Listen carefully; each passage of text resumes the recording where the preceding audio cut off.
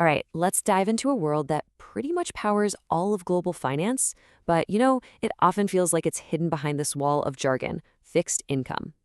I want you to forget everything you think you know. Seriously, by the end of this, you won't just get it, you'll see it for what it really is: a world of distinct characters, pretty clear rules, and some really powerful ideas. Okay, let's get into it. Let's be real for a second. When you hear the word bonds, what comes to mind? Something safe, something stable, and, well, kind of dull, right? But what if that's just a massive misconception? What if this whole world is actually more like a stage, just filled with a fascinating cast of characters, and each one has its own story of risk and reward? You want to know the key that unlocks this whole thing? It's actually super simple. At its heart, every single fixed income investment is just a loan.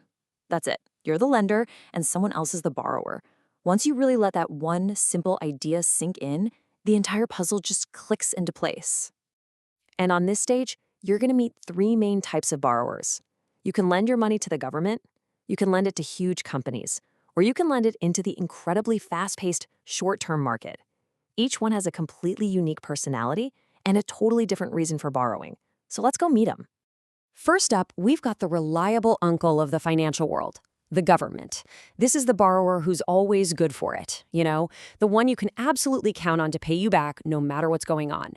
So when you lend to this uncle, what you're doing is buying a government bond. Think US Treasuries or maybe Indian G-Secs. And the deal? It's beautifully straightforward. You lend them money for a set number of years. They pay you regular interest. Those are called coupons. And then, at the very end, you get your initial investment back, in full. Just imagine for a second, you invest $10,000 in a 10-year government bond that pays 7% interest, okay? For the next decade, you're going to get a check for $700 every single year like clockwork. Then, when those 10 years are up, your original $10,000 comes right back to you. I mean, it is the very definition of predictable. So what makes this borrower such an incredibly safe bet? Well, governments have two unique superpowers that basically nobody else has.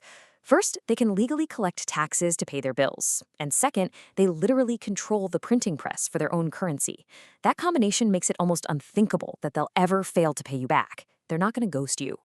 Now let's switch gears to a totally different personality: the ambitious friend. We all have one, right? The entrepreneur, the one with massive ideas who needs some cash to build the next big thing. In the world of finance, this is a corporation. So, lending to a company means you're buying a corporate bond. Now, it's really important to know you're not buying ownership like you do with a stock. No, you are simply giving them a loan to help fund a new factory or maybe develop a new product. And in return for that loan, they promise to pay you interest. Okay, and this is where it gets fascinating. The reliable government uncle, he was offering a 7% return. But this ambitious corporate friend, they're offering 9%. And your first thought is probably, an extra 2%? Yes, please, sign me up. But hold on a second. This brings us to one of the most fundamental questions in all of finance. Why are they offering you more? Because, and this is so important, in the world of investing, there is absolutely no such thing as a free lunch. That extra return is there for a reason. And here's the answer. That extra 2%? It's your compensation for taking on risk. See, a company, unlike a government, can't just print more money if it gets into trouble. There's a real, even if it's small, chance it could fail. That higher interest rate isn't a gift. It's what the market charges for that uncertainty. And this has a name. It's called credit risk. So, how do we actually measure this risk? Well, we use credit ratings. Think of them like a financial report card for a company. An AAA rating, that's your straight A student, absolutely rock solid. Anything BBB and above is considered a pretty safe bet, or what they call investment grade. But when you dip below that to BB or lower, now you're in speculative territory. The risk is higher for sure, but so is the potential reward. And finally, let's meet our third and final character, the need cash now friend. This borrower isn't thinking about 10-year plans. Nope, they're thinking about the next few weeks, or maybe even just the next few days. This is all about managing immediate day-to-day cash needs. This is the world of money market instruments. We're talking ultra short-term loans, always for less than a year. A great example is something called commercial paper. Just picture a huge retailer that needs cash right now to stock up for the holidays, but the money from sales won't come in for months. They'll issue commercial paper to bridge that short gap. It's really like the financial plumbing that keeps the economy flowing day in and day out. So the whole vibe here is about speed and safety. These are quick in, quick out loans.